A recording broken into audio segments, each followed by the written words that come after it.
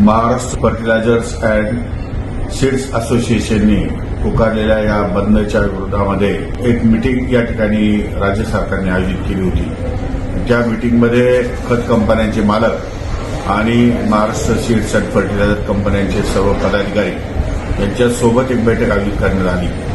सदरच्या बैठकीमध्ये जो ज्वलंत प्रश्न महाराष्ट्रामध्ये निर्माण झालेला आहे त्या प्रश्नाच्या संदर्भामध्ये मी जेव्हा राज्यभर दौरा केला त्यावेळी अनेक शेतकऱ्यांनी खताच्या लिंकिंगच्या बाबतीमध्ये खूप सिरियस तक्रारी या ठिकाणी केलेल्या आहेत आणि त्या संदर्भामध्ये त्यांनी पुकारलेला बंद हा योग्य होता असं माझं स्वतःचं या ठिकाणी मत झालेलं आहे।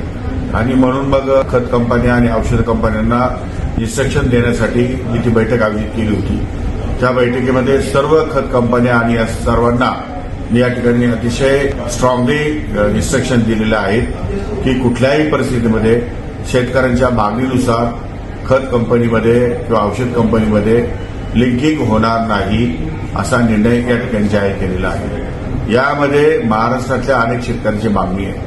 जिथं 200 रुपये नॅनो एरिया किंवा दुसऱ्या खतासाठी लागतात तिथं 2,000 रुपयाची खतं त्यांना घ्यावी लागतात। हा शेतकऱ्यावर सरासर अन्याय आहे आणि तो या ठिकाणी राज्य सरकार खपवून घेणार नाही ही भूमिका मी त्या ठिकाणी घेतलेली आहे आणि ती माझी कायम राहणार आहे। त्यामुळे महाराष्ट्राच्या शेतकऱ्यांना मी आश्वासित करू इच्छितो की कोणत्याही परिस्थितीमध्ये खताचं लिंकिंग किंवा औषधाचं लिंकिंग या ठिकाणी राज्यामध्ये होणार नाही। यामुळे दोन गोष्टी महत्वाच्या आहेत की कारण नसताना आमचे जे खत दुकानदार आहे औषध दुकानदार आहेत त्यांच्याही दुकानामध्ये माल हा पेंडिंग पडून राहतो आणि त्यांनाही तोटा सहन करावा लागतो। आम्ही आमच्या शेतकरी बांधवांना शेतकरी भगिनींना सुद्धा हा माल अनावश्यक खरेदी करावा लागतो।